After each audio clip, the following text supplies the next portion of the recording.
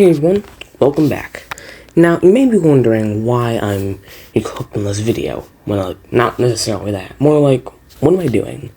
Well, I welcome you to my brand new series that I call Super Mario Bros. And its Legacy. Kind of. I'm still working on the name.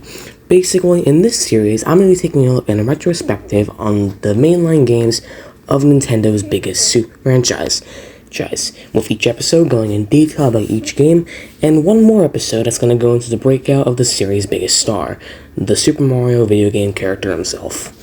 But right now, I think it's best that we start by looking at each game in order, starting from 1985. And in case you're wondering, no, I'm not going to be talking about any of the spin-off games or mangas or animes either. This is only going to be covering the regular games. So no Mario Kart, no Mario TV shows, no Mario Party, nothing that's just nothing. Just the baseline Mario games as of 2026. Now, why am I doing this? Well, I've been growing up for a while now, loving Mario as a personality of mine, and I have started to grow on the series ever since I was young. And so I think it's just a good idea as a result to do a bit of a retrospective on the games. But what's going to stand out here is, sure, I'm going to give my personal opinion on the franchise and the game I'm talking about, but I'm also going to go in detail about the game itself. So I would like to welcome to this series, and I hope you guys enjoy. So for today's episode, we're going to be taking a look at the very first game in the entire franchise, Super Mario Bros. But before we talk about that, it's best that we go back 2 years to one of the worst cases in video game history. Back in 1983, the video game industry was going through what is now known as the Great Video Game Crash of 1983. Basically, what was going on during this era was pretty much many companies were making their own video games, but they were low-rushed, low quality, and had close to no plot and fun development. And as a result of this, it basically started to lead to people not wanting to play video games, arcades starting to go out of business, and it got to the point where critics were saying video games were a fad, and the entire concept would die out in a couple of years. But that's where Nintendo comes in. You see, what Nintendo did was in 1983, they released the Nintendo Famicom, and in America, the Nintendo NES, or NES, or Entertainment System in America, or in that. Sorry, I got confused. But yeah, this console became a massive success, and one reason why is the game we're going to look at today. And the series creator, Shigeru Miyamoto, they actually planned on making a game for this console, and what he did was he took the character from Mario Bros. A few years prior, which we'll look at in a later episode, and he transferred the character into this game, calling it Super Mario Bros.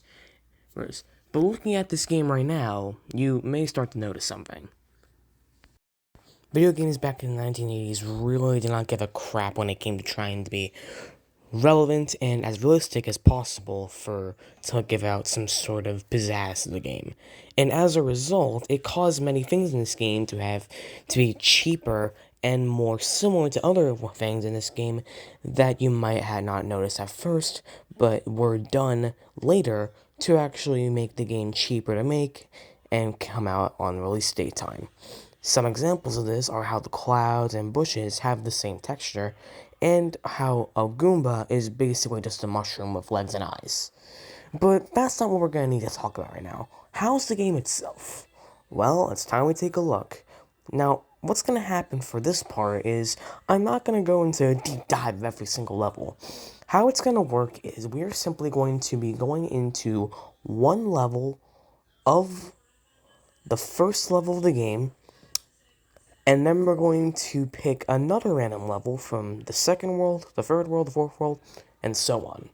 But I may skip around a little bit throughout the worlds just to make it clear. So, without further ado, let's take a look at Super Mario Bros. Alright, here's the game itself. So, the game is actually made in 8-bit graphics, and it looks really good. And yep, the title is right over there. And yep, as you look closely, you can see the bushes and the clouds have similar texture designs if you look really closely at them. And of course, the mushroom and the Goomba have similar designs too. Now, this is just meant to be what you see if you just let the screen play. You don't actually click anything. But let's actually start the game so we can get a good feel of it. Also, if you're expecting to hear music, you're not going to hear it. I have to talk over, okay? Alright. So pretty much, here's the game itself. It's a pretty fun game. You just can love this Goomba, and there's the first mushroom in the game. And it's crazy how that Goomba before was actually the first enemy in the entire franchise. It's crazy to think about. So, after doing this, you can then stomp on these Goombas, and there's a secret in this screen, which I'm pretty sure most of you already know. There's the first one-up in the entire series, you click that, and there's the first Fire Flower. I'm pretty sure you all know what the Fire Flower is, but if you don't know, basically lets you throw fireballs at enemies from a large distance. After this, you can then see the first Koopa in the series over here, I believe, and yep, yeah, I was right. And then there's the first star, getting grants the invincibility, you know, we all know what that is. After that, you can then come over here to get up these steps, collect some more coins. There's our first real death trap in the series by falling into that pit. And then we reach the end of the level by clearing the goal, and the higher you get, the more coins you get. And it seems like this person managed to get 5,000. Now, this level will always have a huge, gigantic place in my heart for a few reasons. One of those reasons being, well, it's literally the first level of one of the most popular stories of all time. And on top of that, this is the perfect level to start a video game like this. It has easy things, introduces you to the game itself, the mechanics, the items, and other things you get used to. And as a result, it actually leads to the game setting itself as a fun game. But as we go onward, the game starts to get more interesting and basically puts all these mechanics and makes a 360 on them. But we're gonna look at those games later in the series. For now, let's see how this game can take its current levels and take the basic concept it has and make that go wild with it. So let's keep going. On to World 2. Now, don't worry, we're gonna look at the other two themes in a minute, Underground and Castle, but let's take a look at Water just for this moment. So as you can see, it is basically a water level with bloopers, fire flowers, and coins. Now, something that's really interesting about this level, actually, is how all of the detail comes together to make a nice little water level. And you ever wonder why sometimes Mario gets, like, hard to move? Yeah, that's because of those pits right over there that you just saw. Yeah, I actually managed to figure it out on my first playthrough of this level. It was pretty fun, but there are a few things that aren't that good about it. Well, obviously, it's a little harder to control Mario in this level. It could be a little more difficult to dodge some enemies, but it's still alright at least. Not amazing, but it's definitely something. Not the most special thing in the world. But if you want to play it, I guess you can. So now we get to the end of the level. Once again, you come back to the surface world, and we can go into our next flag and go continue the level as we are meant to. And yeah, that's pretty much it. So, fun level though. Yeah, this level wasn't the best level in the world. It was definitely a good level, but most water levels going forward were nothing special. But if you don't like water levels, we still have a lot more to go through in this series, so be prepped. Anyway, now that that's out of the way, how about we go to an actual fun theme that people like? So let's make our way to World 4 and skip around a little bit by heading to World 4 and going underground. So here's level 4 dash 2 when you start. Like the last stage, we hope that you can go under this pipe to go to begin the level. So this level actually is used in speedruns of the game. For those who don't know, a speedrun, I don't know how you don't know this yet if you don't, idiot. Sorry. But anyway, a speedrun is basically this thing where you try to beat the game as fast as possible. And this game uses a warp zone and a hidden block that takes you to the final world of the game, World 8. Anyway, with all this said, this level is pretty good for the most part. You have some nice little blocks here, you got a fire flower, and on top of that, it's really, really easy.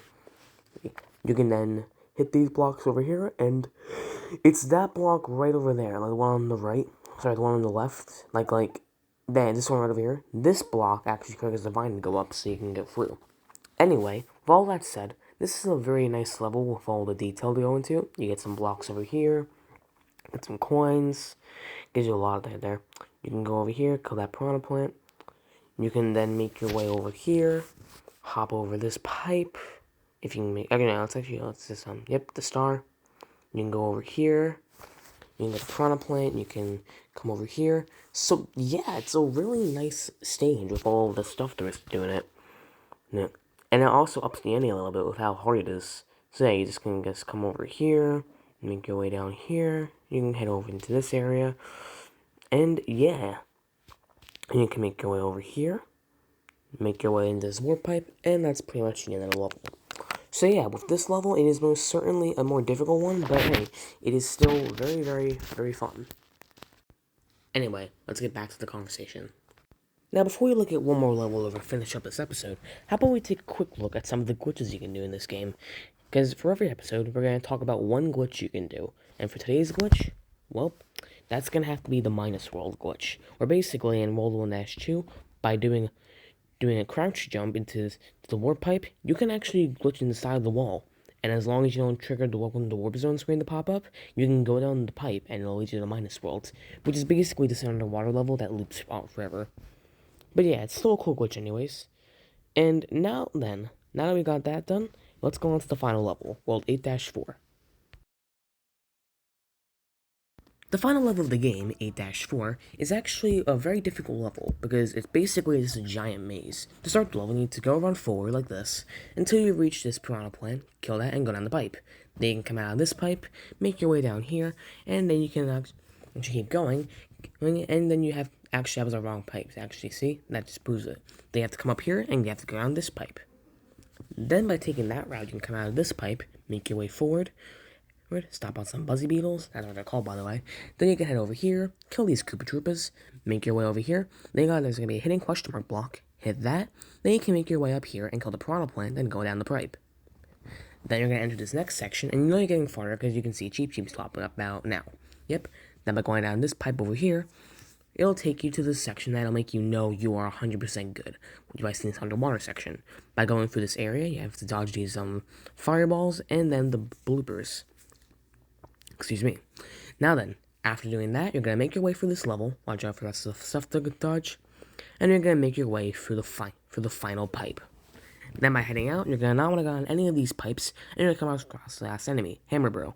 Then a Podobo, make your way through, and you're going to see Bowser. By hopping over the axe, kill him, and send him to his death in the lava, you finally beat the game and unlock the main series star for now, Peach. Well, not for now. She was originally Pauline, but now it's Peach who's now the main girl. And they're in love. Or as Nintendo says, just really good friends. Wait, where was I? Oh yeah, sorry, I have something gone off track. That's been really bothering me since. Anyway, to sum up this video, let's talk about the sales counts.